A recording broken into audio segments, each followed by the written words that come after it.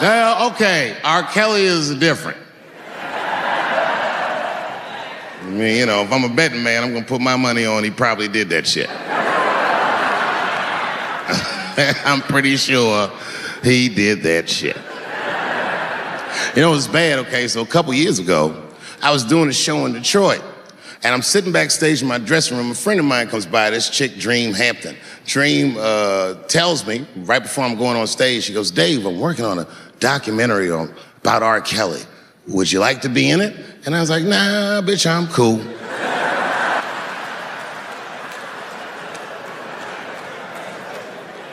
I went on stage, I just forgot about the shit. And then 2 years later, the documentary comes out, Surviving R. Kelly. And when it comes out, Dream's promoting the shit, and she keeps bringing me up. She said, I asked Dave Chappelle to be in my documentary, and he said it was too hot for TV. Bitch, I did not say that. That does not even sound like how I talk. Oh, that's too hot for TV? I would never say that shit.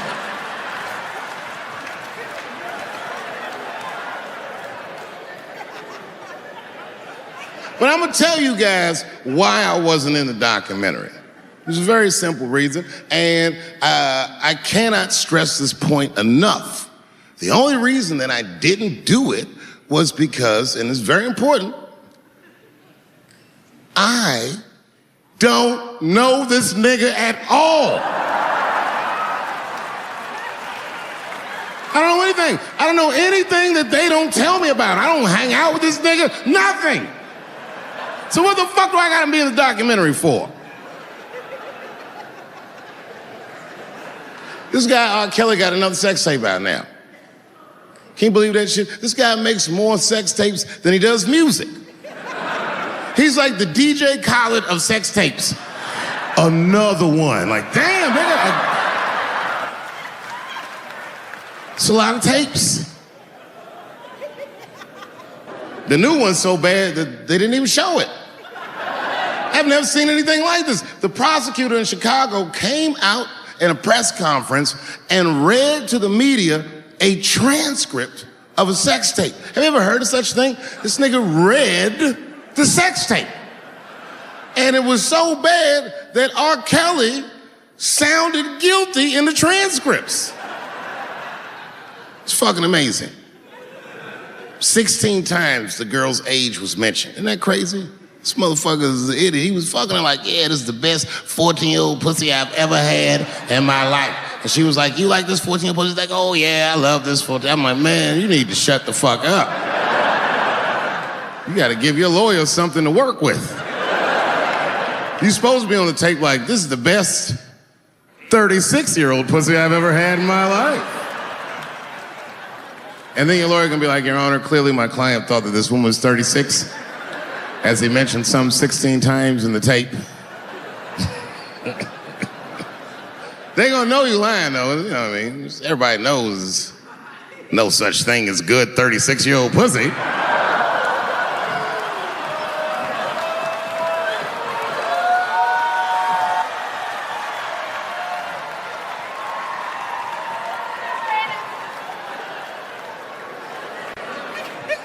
Doesn't matter what I say.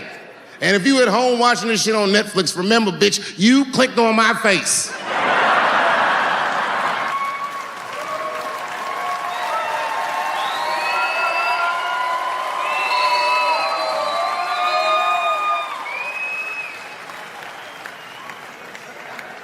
Celebrity hunting season.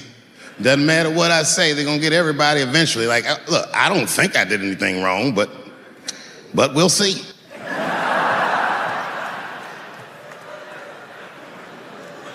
They even got poor Kevin Hart.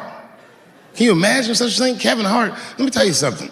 It was Kevin Hart's dream to host the Oscars. That's what he told me.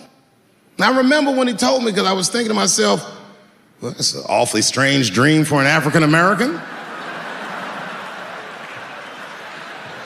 Kind of nigga dreams of hosting the Oscars? Kevin did, that's who. And he did it. Against all the odds, Kevin became the most famous comedian this world has ever seen, and he got the job that only one black man before him had had. He was gonna host the 80th Oscars. And I don't know what you know about Kevin, but I know Kevin Hart is damn near perfect. As close to perfect as anybody I've ever seen. In fact, Kevin is precisely 4 tweets shy of being perfect. 10 years ago, Kevin had made some very homophobic comments. And I'm not gonna repeat what he said because this is Atlanta.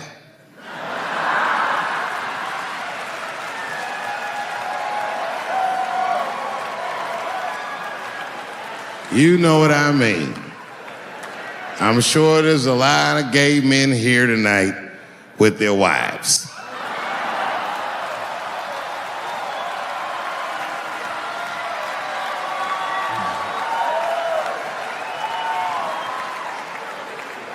Far be it from me to offend anybody. All right, I'll tell you what he said. But just remember, these were not my words. These were Kevin's words. And it was a long time ago. And I'm paraphrasing because I'm not good at telling other people's jokes. Okay, Kevin said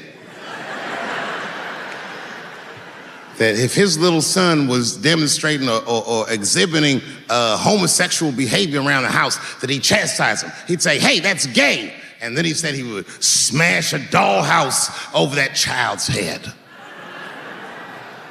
Ooh, the gay community was furious. And I don't blame them. I got a lot of gay friends. And all of them, 100% of them, all have told me fucking horror stories about the shit they had to go through just to be themselves. Crazy, crazy stories. And in all those stories, I gotta say, not one of them has ever mentioned anything like their father smashing a fucking dollhouse over their head. Because clearly Kevin was joking. Think about it. You would have to buy this nigga a dollhouse to break it over his head in the first place. Does that sound right? Is anybody gonna do that? The gay community was upset, and then they put so much pressure on the Academy of Motion Pictures and Sciences that they went to Kevin and said, if you don't apologize to that community, then you cannot host these Oscars. And then Kevin said, fuck it, I quit.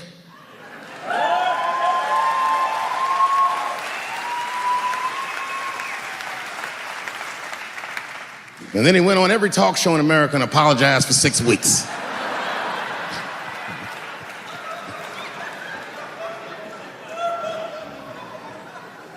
And Kevin fucked up. I understand the mistake he made because I've made the same mistake early in my career. This is many years ago, 15 years ago. It's when I was doing Chappelle show. Thank you.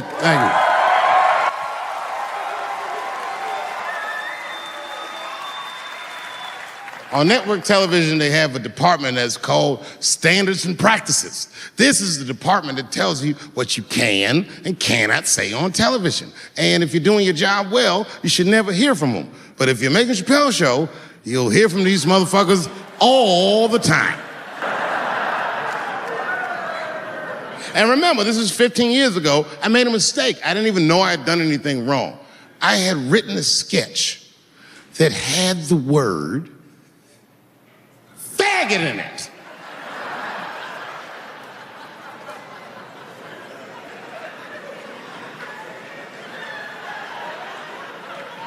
So I had to go to Standards and Practices. They called me up. I don't know why they're calling me, but I like the lady that runs the department. She's usually really fair and was one of my favorite people I've ever worked with. So she sits me down. We have a nice conversation. She tells me, oh, the sketches are great. I go, oh, fantastic. Well, then why am I here? She said, because David, there's no way that you can ever say the word faggot on our network. I didn't know I did anything wrong. I didn't try to defend myself. I said, all right, fuck it, I'll take it out. Have a good afternoon. And as I was leaving, it occurred to me, hey, Renee, quick question. It's just a question. Seriously, I want to know, like, why is it that I can say the word nigger with impunity?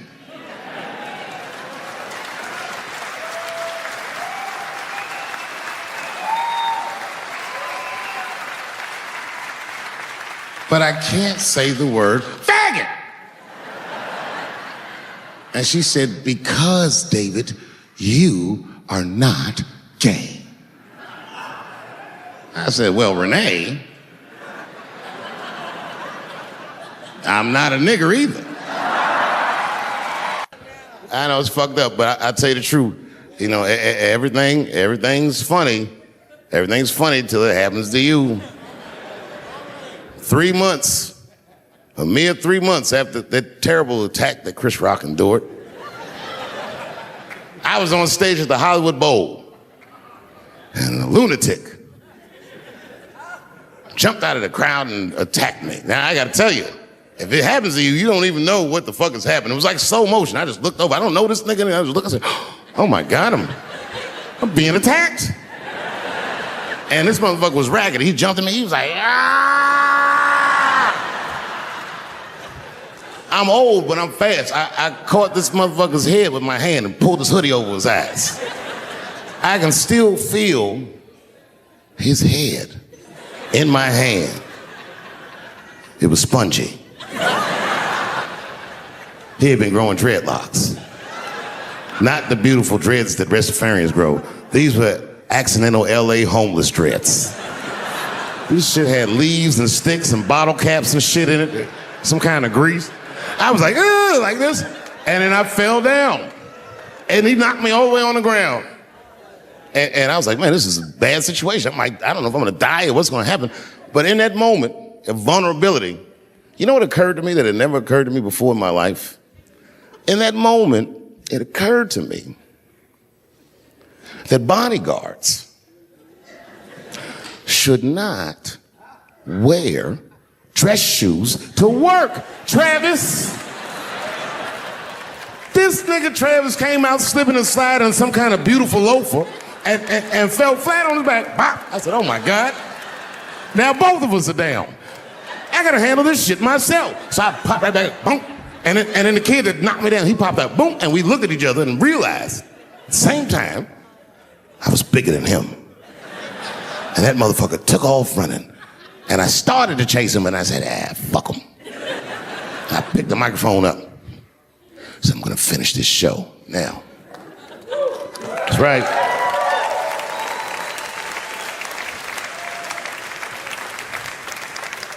For 3 months before that, I'd been making fun of Chris Rock. And people would ask me all the time. They'd say, Dave, what would you do if you were Chris Rock and Will Smith slapped you in the face? And to this day, the answer is the same. Well, I don't know what I would have done. I've never been in a situation that extreme. But I do know now what Will Smith would not have done. And that is enjoy the rest of his evening. Man, listen. We gave that kid a good while. We was whooping his ass. Not we, I mean, I was on stage trying to think of a joke to tell, but they was beating this nigga up right behind me. Everybody could see it. Everybody could see it. And I'm sitting up there trying to think of what to say. And I'm tongue-tied. Me, of all people, can't think of anything to say. Look at my karma. Just that moment. Of all the people in the world, Chris Rock walks from backstage, walks up to me in front of 20,000 people, grabs the mic out of my hands and looks at the crowd and goes, was that Will Smith? Man, motherfuckers fell out of their chairs laughing. I was standing there looking stupid. I was fucking furious because I'm thinking in my mind, nigga, this is my attack. You got attacked 3 months ago. Now you have jokes. So I snatched the mic back from Chris and tried to get one off, but my shit did not go good at all. I didn't know what to say. I was just like, it was a trans man. And the crowd was like, boo. This is LA, we like trans people, boo. I know, I felt so bad. I felt so bad. But I know why I did it. You'd have to be there to understand, but man, when that guy tackled me, it was like it's like a movie or something. You gotta picture this. Picture a famous person you like. Every famous person you could imagine was at that show. It was like the biggest night that Hollywood had ever seen. And when that guy tackled me, he cleared the bleachers. I had to watch the tape afterwards to know this happened, but as soon as he tackled me, Jamie Foxx was the first motherfucker that jumped out of the crowd. He was wearing a white cowboy hat like he knew this shit was gonna happen to him. Never seen this nigga in a cowboy hat before. And Jamie started chasing that motherfucker around like any given Sunday. And that kid was fast as shit, was juking and shaking, and he broke Jamie's ankles, and he just kept running. And then Jon Stewart from The Daily Show ran from backstage and jumped at this motherfucker like Super Jew. He was like, ah! And the kid seen Jon coming, so he jumped back, and Jon went flying that way. And this kid was fast, and then he turned around. He sees the emergency exit. He starts running for the emergency exit. Just before he got to the door, motherfucking Puff Daddy from Bad Boy Records jumped in front of the door. That nigga was like,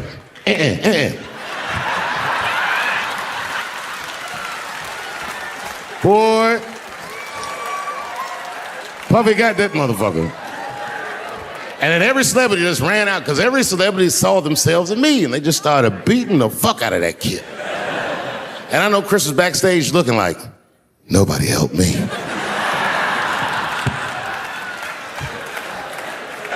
Everybody hates Chris.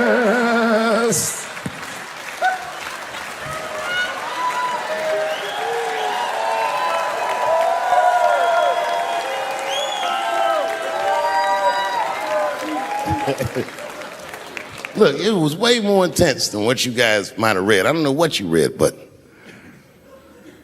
the kid, while we was beating on him, reached in his waistband, pulled out a .22 caliber pistol. That shit was mayhem. Everybody started screaming, oh my God, he's got a gun, he's got a gun. And then I got scared. I was in the back, but I was scared because I knew that everybody that was with me was armed. Yes, if they had shot and killed this kid on stage at the Hollywood Bowl, like I pay you to do, Travis,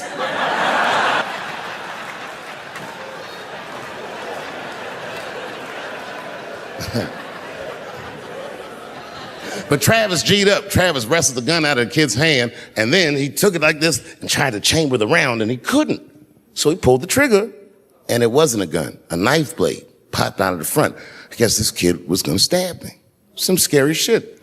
So the next night, even though I didn't have a show, I said, I gotta get right back on stage. And I went and did a show. And someone in the audience screamed out, Dave, what happened with the attack? And I didn't know there was journalists in the room. All I said was that this nigga had a knife that identified as a gun. I got 6 more weeks of bad press for that joke. I didn't even do nothing to this nigga. That was not right. That was not right. And then the New York Post went to the jail and interviewed my attacker like he was some kind of hero. And I read that interview. It turns out the entire attack was my fault. Yes, I triggered him. I didn't mean to. I had done jokes about the homeless. And it turns out this young man was homeless. And I mean, there's no way I could have known this. But I will say, for a homeless guy, this nigga had incredible seats.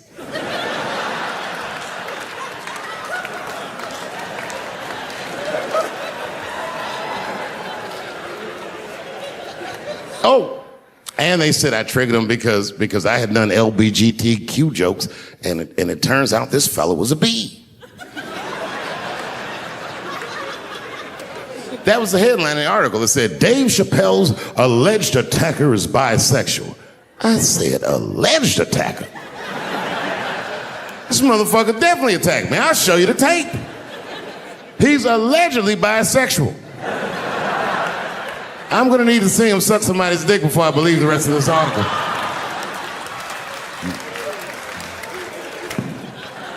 I read that shit in the paper. I was horrified. I was like, oh, bisexual? I could have been raped.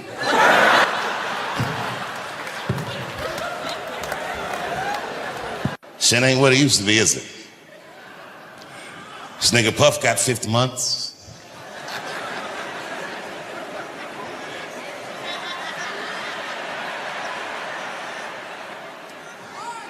I don't like talking about this, but I'm gonna do it.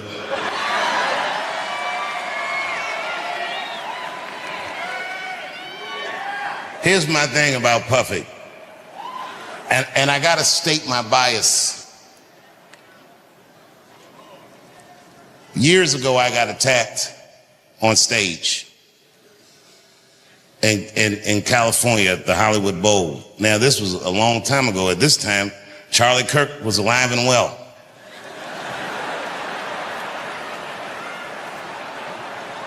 Well, this is another reason it's hard to talk in America, because, you know, if you talk for a living and see Charlie Kirk get murdered that way, I'm gonna be honest, nigga, I was shook. I mean, Charlie Kirk is the wholesome white guy, and they killed this motherfucker. I said, these whites.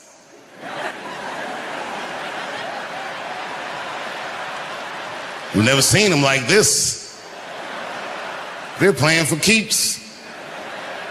And then remember the next day in the news, when all the information was still shoddy, they came out, they were like, apparently there were transgender messages inscribed on the bullets. I was at home like, oh no! I'm dead as fried chicken.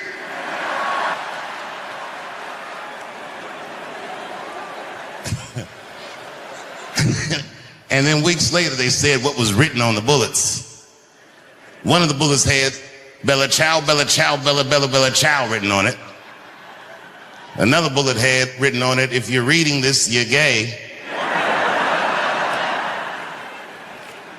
I was at home like, nigga, I'm gonna need to see these bullets. How the fuck is this nigga writing whole paragraphs on bullets? How big are these bullets?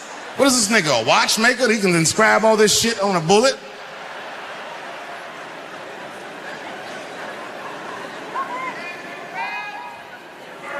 I'm not making light of Charlie Kirk dying, but I'm not sure what it means. And I'm not sure I believe what they say it means. I'll tell you what I don't believe. And the whites were quick to say this. They said, Charlie Kirk is this generation's Martin Luther King. No, he's not. Yeah, that's a reach. You know, they both got murdered in a terrible fashion. They both got shot in the neck, but that's about where those similarities end. Because Charlie Kirk is a motherfucking internet personality. No, by design. Fundamentally, he can't function like Dr. King. Internet niggas are negative because they have to be. Because nobody will engage them unless they say shit that makes them upset. That's Charlie Kirk. Could you imagine Dr. King was behaving like Charlie Kirk? Smash that like button and subscribe. Follow me for more content like this. I believe all black people should be free. Change my mind.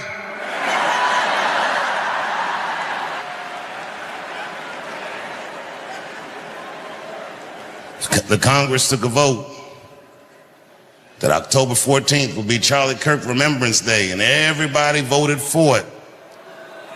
No, I'm not gonna boo it. You can remember, remember that nigga if you want to.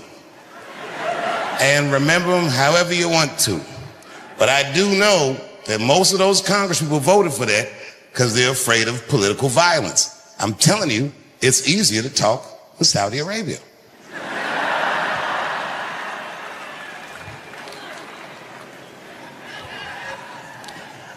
I was on stage not long ago in the States and niggas got mad because I said, well, you know, maybe Puff will get off. And I said, I hope so. And the crowd was like, boo. Okay, look, it's not that I think Puff is right, but when I got attacked in LA at the Hollywood Bowl, people forget Puff was the guy that tackled my attacker. He saved my life. It's a hard nigga to be mad at after that. I had security that night, but you know what I mean? They just wasn't ready. Them niggas had some slippery shoes on or something. They ran out. All them niggas slipped and fell. And Puffy got my attacker and tackled him. And then years later, when I heard about that baby oil, I was like, what did those niggas slip on?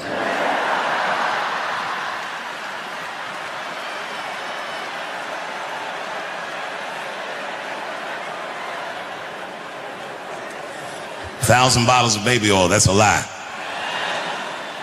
But remember, he wasn't on trial for having 1,000 bottles of baby oil because it's not a crime to have 1,000 bottles of baby oil. It's gross. It's not illegal. And I'm gonna tell you something else I haven't said, but this is true. In LA one night, I shouldn't even tell, fuck it. I've been to Puffy's house.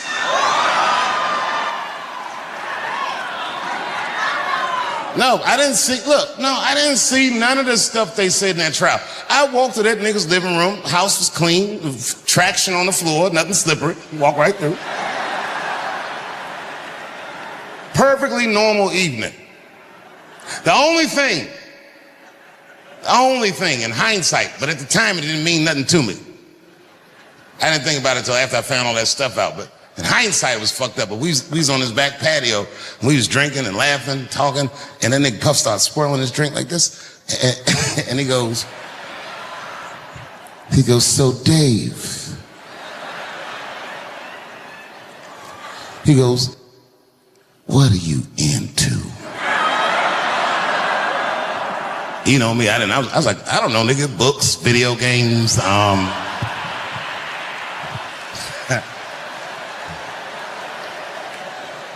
I didn't know that was my big chance to fuck Cassie.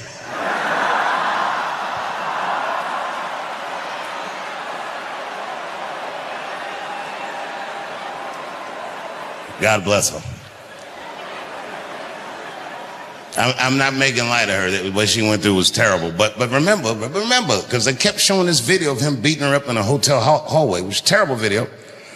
But he wasn't on trial for that. If you remember, he paid her for that before the federal charges ever came up. He paid her $35 million, is what I heard, which doesn't make it right, but I mean, come on, nigga. I do know niggas that have fought Floyd Mayweather for less money than that. And them niggas had to fight for 36 minutes.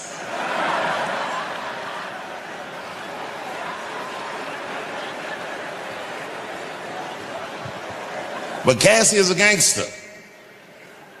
She did something that I wouldn't wish on my worst enemy. She had to testify about her sex life. Boy, that's tough.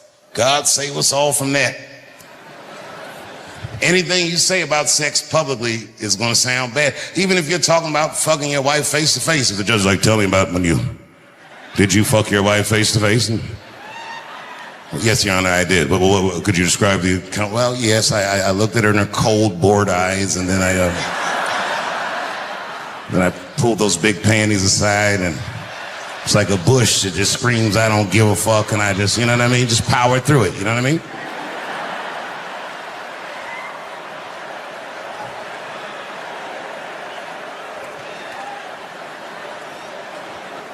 Cassie had to do way harder than that. Them questions, they was asking her all kinds.